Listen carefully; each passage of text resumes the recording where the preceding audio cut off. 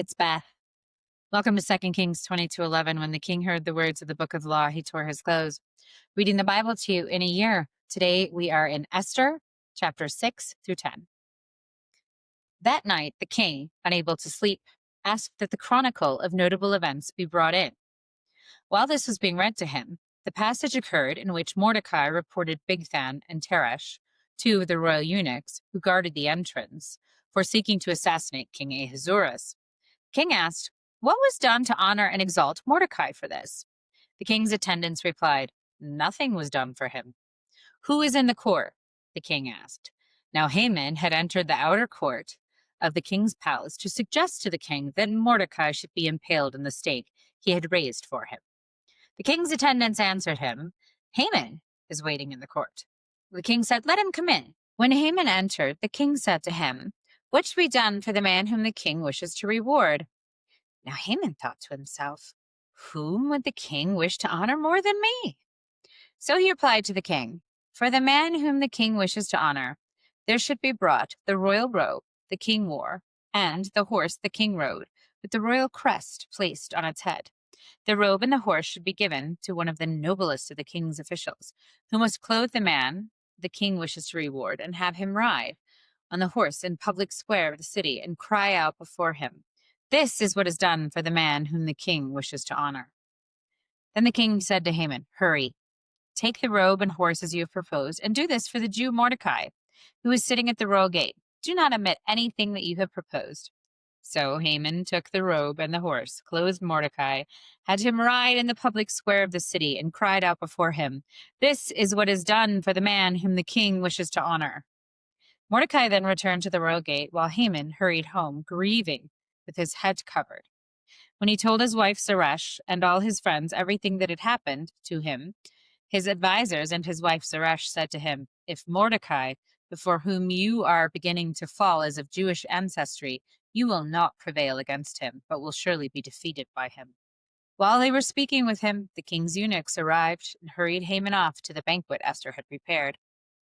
So the king and Haman went to the banquet with Queen Esther. Again, on this second day, as they were drinking wine, the king said to Esther, "Whatever you ask, Queen Esther, shall be granted you. Whatever request you make, even for half the kingdom, shall be honored." Queen Esther replied, "If I have found favor with you, O king, and if it pleases your majesty, I ask that my life be spared, and I beg you spare the lives of my people. For we have been sold, I and my people, to be destroyed, killed, and annihilated.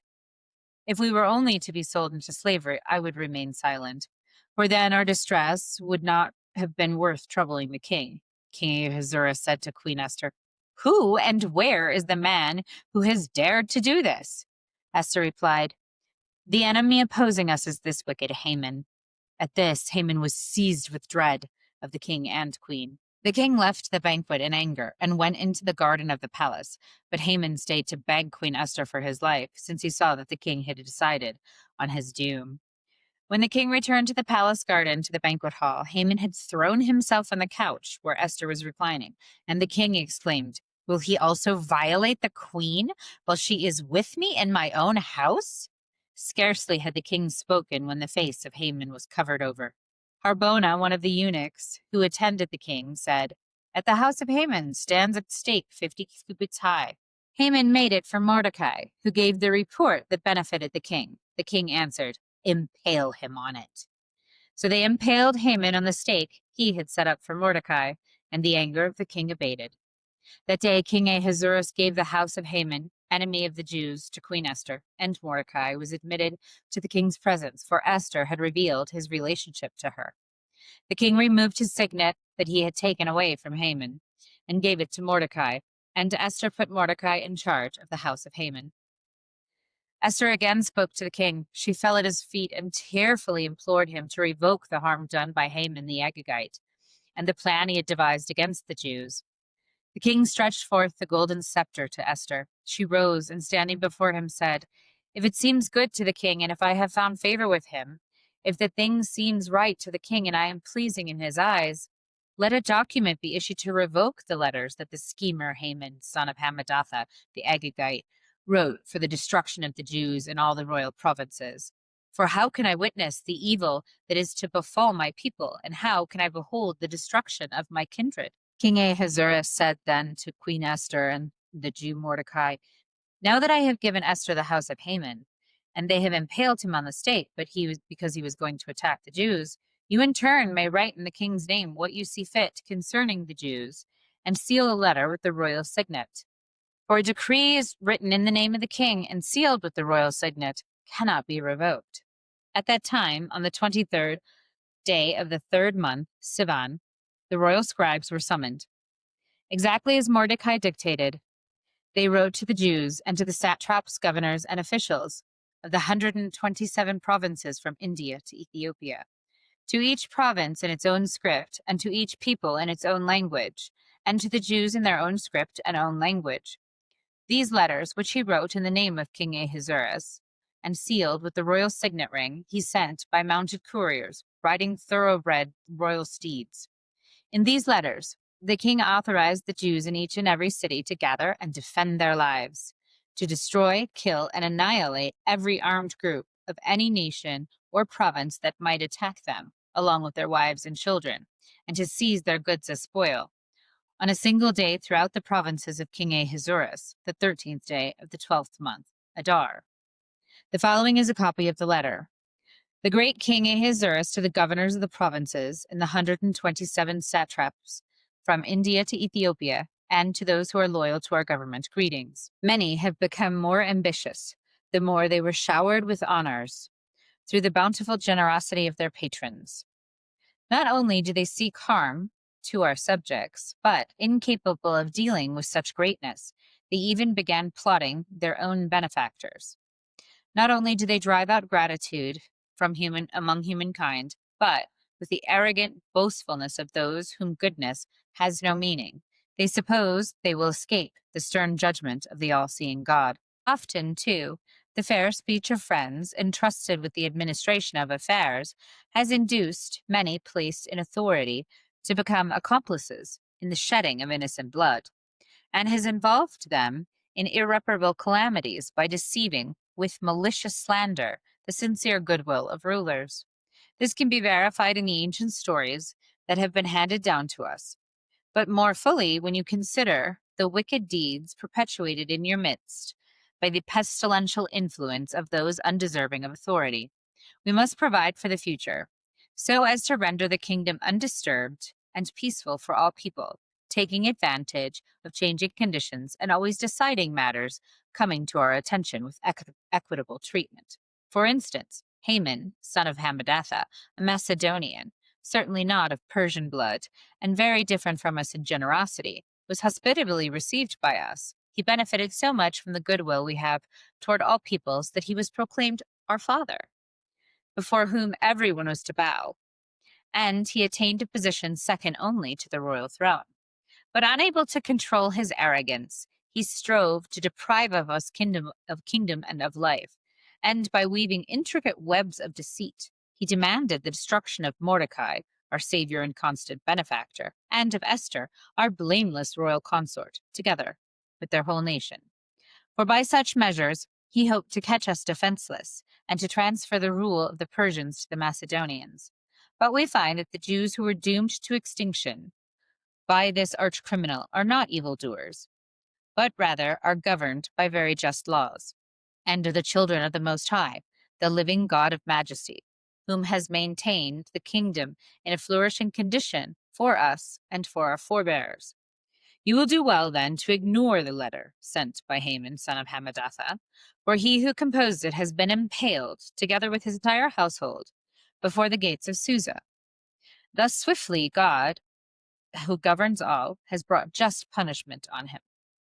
You shall exhibit a copy of this letter publicly into every place to certify that the Jews may follow their own laws, and that you may help them on the day set for their ruin, the 13th day of the 12th month Adar, to defend themselves against those who attack them. For God, the ruler of all, has turned that day from one of destruction of the chosen people into one of joy for them. Therefore, you too must celebrate this memorable day among your designated feasts with all rejoicing. so that both now and in the future it may be a celebration of deliverance for us, and for Persians of goodwill, but for those who plot against us, a reminder of destruction. Every city and province, without exception, that does not observe this decree shall be ruthlessly destroyed with fire and sword, so that it will be left not merely untrodden by people, but even shunned by wild beasts and birds forever. A copy of the letter to be promulgated as law in each and every province was published among all the peoples, so that the Jews might prepare on that day to avenge themselves on their enemies. Couriers mounted on royal steeds sped forth in haste at the king's order, and the decree was promulgated in the royal precinct of Susa. Mordecai left the king's presence clothed in a robe of violet and of white cotton, with a large golden crown and a mantle of fine crimson linen. The city of Susa shouted with joy, and for the Jews there was splendor and gladness, joy and triumph. In each city and every province, in each and every city, wherever the king's order arrived, there was merriment and joy, banqueting and feasting by the Jews. Many of the peoples of the land identified themselves as Jews, for fear of the Jews fell upon them. When the day arrived on which the order decreed by the king was to be carried out, the 13th day of the 12th month Adar, on which the enemies of the Jews had expected to overpower them, the situation was reversed. The Jews overpowered those who hated them. The Jews mustered in their cities throughout the provinces of King Ahasuerus to attack those who sought to do them harm, and no one could withstand them, for fear of them fell upon all peoples. Moreover, all of the officials of the provinces, the satraps, governors, and royal procurators, supported the Jews out of fear of Mordecai. For Mordecai was powerful in the royal palace, the report was spreading through all the provinces that he continually was growing in power. The Jews struck down all their enemies with the sword, killing and destroying them. They did to those who hated them as they pleased. In the royal precinct of Susa, the Jews killed and destroyed 500 people. They also killed Parshadathan, Dathan, Asphatha, Horatha, Adelia, Adriatha, Parmashetha, Arisia, Edrai, and Vasithia, the 10 sons of Haman, son of Hammedatha, the foe of the Jews. However, they did not engage in plundering.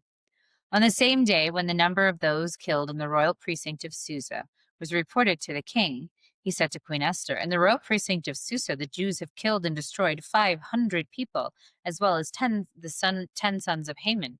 What must they have done in the other royal provinces? You shall again be granted whatever you ask, and whatever you request shall be honored." So Esther said, "If it pleases your majesty, let the Jews in Susa be permitted again tomorrow to act according to today's decree, and let the 10 sons of Haman be impaled on stakes." The king then gave an order that this be done, and that the decree was published in Susa. So the 10 sons of Haman were impaled, and the Jews in Susa mustered again for the 14th of the month of Adar, and killed 300 people in Susa. However, they did not engage in plunder. The other Jews who dwelt in the royal provinces also mustered and defended themselves, and obtained rest from their enemies. They killed 75,000 of those who hated them, but they did not engage in plunder. This happened on the 13th day of the month of Adar. On the 14th of the month they rested, and made it a day of feasting and rejoicing. The Jews in Susa, however, mustered on the 13th and 14th of the month. But on the 15th day they rested, and made it a day of joyful banqueting. This is why rural Jews who dwell in villages celebrate the 14th of the month of Adar as a day of joyful banqueting, a holiday on which they send food to one another. Mordecai recorded these events and sent letters to all the Jews, both near and far, in all the provinces of King Ahasuerus. He ordered them to celebrate every year both the 14th and 15th of the month of Adar, as the days on which the Jews obtained rest from their enemies, and as the month which was turned for them from sorrow into joy, from mourning into celebration. They were to observe these days with joyful banqueting, sending food to one another and gifts to the poor. The Jews adopted as a custom what they had begun doing and what Mordecai had written to them. Haman, son of Hammedatha the Agagite, the foe of all the Jews, had planned to destroy them, and had cast the poor, or lot, for the time of their defeat and destruction. Yet when the plot became known to the king ordered in writing that the wicked plan Haman had devised against the Jews should be instead turned against Haman, and that he and his son should be impaled on stakes. And so these days have been named Purim, after the word poor. Thus, because of all that was contained in this letter, and because of what they had witnessed and experienced in this event, the Jews established and adopted as a custom for themselves, their descendants, and all who should join them, the perpetual obligation of celebrating these 2 days every year in the manner prescribed by this letter and at the time appointed. These days were to be commemorated and kept in every generation by every clan in every province and in every city. These days of Purim were never to be neglected among Jews, nor forgotten by their descendants. Queen Esther, daughter of Abihail and Mordecai the Jew, wrote to confirm with full authority this second letter about Purim, and Mordecai sent documents concerning peace and security to all the Jews in the 127 provinces of Ahasuerus' kingdom. Thus were established for their appointed time these days of Purim, which Mordecai the Jew and Queen Esther had designated for the Jews, just as they had previously enjoined upon themselves and upon their descendants the duty of fasting and supplication. The command of Esther confirmed these prescriptions for Purim and was recorded in the book. King Ahasuerus levied a tax on the land and on the islands of the sea. All the acts of his power and valor, as well as a detailed account of the greatness of Mordecai, whom the king promoted, are recorded in the chronicles of Media and Persia. The Jew Mordecai was next in rank to King Ahasuerus, in high standing among the Jews, popular with many of his kindred, seeking the good of his people and speaking out on behalf of the welfare of all its descendants. Then Mordecai said, "This is the work of God. I recall the dream I had about these very things, and not a single detail has been left unfulfilled.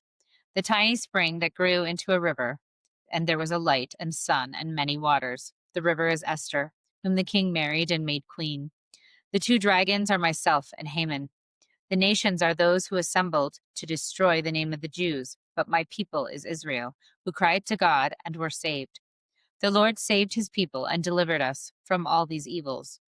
God works signs and great wonders, such have not occurred among the nations. For this purpose he arranged 2 lots, one for the people of God, the second for all the other nations. These 2 lots were fulfilled in the hour, the time, and the day of judgment before God and among all the nations.